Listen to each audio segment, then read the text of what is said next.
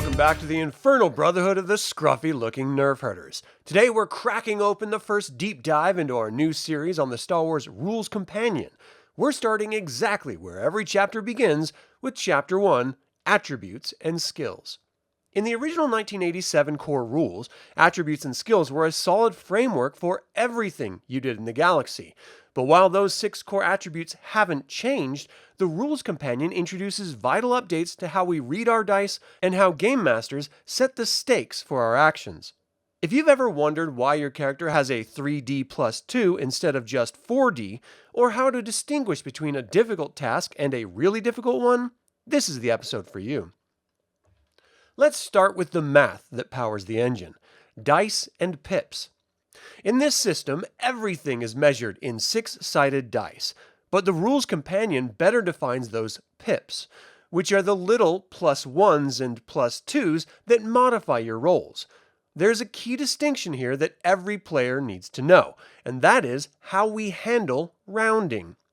When you're improving your character's skills with skill points or upgrading your ship's equipment, pips round up into dice. In this specific case, 3 pips equal 1 full die. So, if your blaster skill is currently 3D plus 2 and you increase it by 1 pip, it finally becomes 4D. However, during actual gameplay, pips never round up into dice. If you have a massive amount of modifiers from combined actions, you might find yourself rolling 4D plus 6. You don't convert that to 6D on the fly, you simply roll the 4 dice and add the flat 6 pips to the total. The next major evolution in this chapter is the refinement of difficulty numbers. In the original rules, GMs often had to choose a single target number for a task. The Rules Companion changed this to a scale to reflect subtle distinctions. Think of it this way: swinging across a chasm in a dusty mine is difficult, but swinging across a shaft in the Death Star while holding a princess and dodging stormtroopers is also difficult, yet it clearly feels more intense. The new scale gives GMs a range to work with.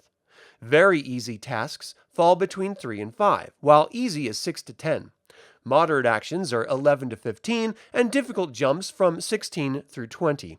For truly heroic feats, very difficult covers 21 all the way to 30.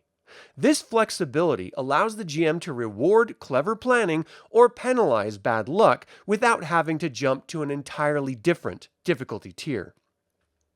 One of the most useful additions to this chapter is the mechanic for combined actions.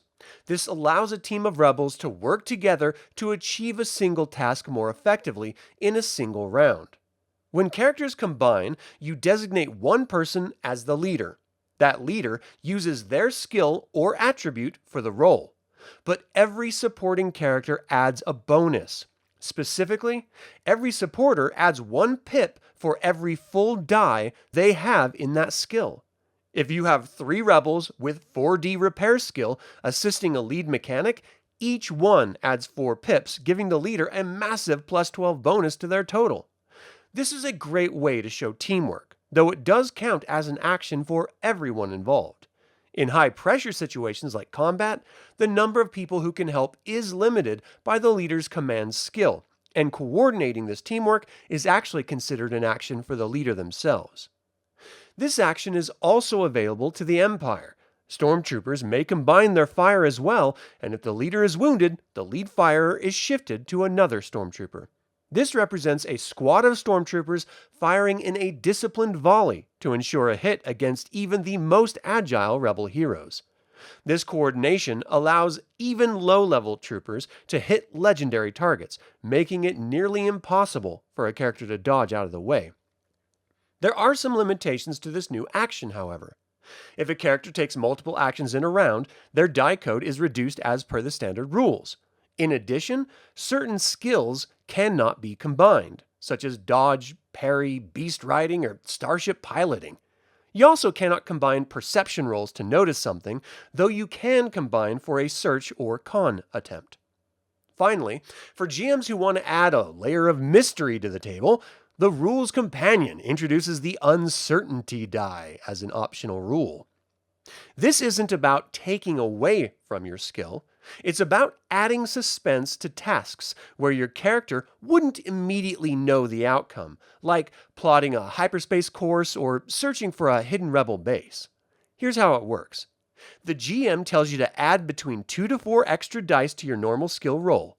If you have an astrogation skill of 5D and the GM adds 3 uncertainty dice, you're rolling a total of 8 dice. Behind the screen, the GM rolls the same 3 dice and subtracts their total from your result.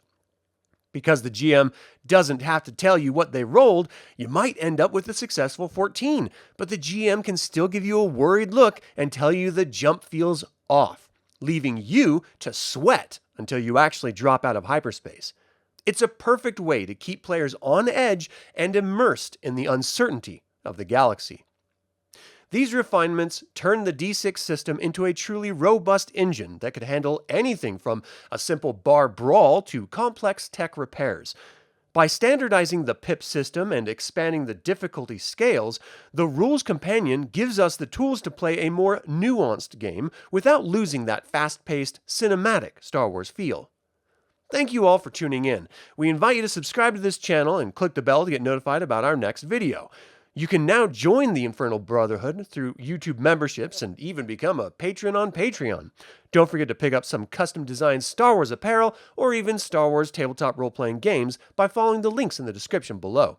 Until the Infernal Brotherhood convenes again, my fellow scruffy-looking Nerf Herders, may the Force be with you.